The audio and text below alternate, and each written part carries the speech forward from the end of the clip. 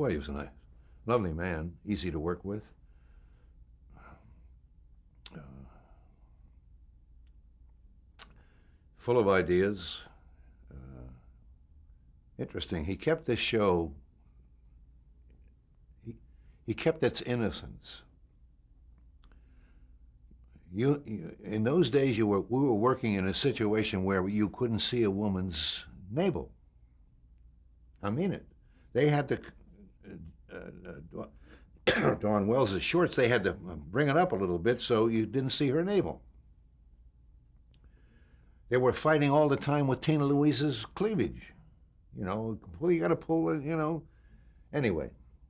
And so they kept the professor asexual. They didn't want anything going on in the show that had anything to do with sex within the cast. They kept him, a guy who didn't really know what was going on. They brought Zsa Zsa Gabor in one time to do a show, and she makes a play for the professor. She all over him, and he doesn't. He's talking about Lepidoptera and flora and fauna, But they kept, and that was right.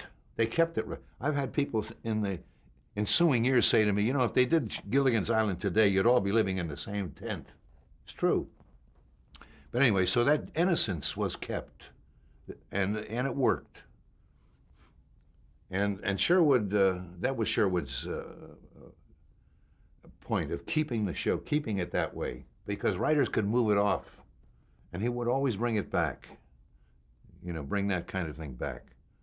I have great admiration for his work, and he's a decent and lovely fellow, and a very fortunate man too, to have come up with these two shows that have made him very wealthy.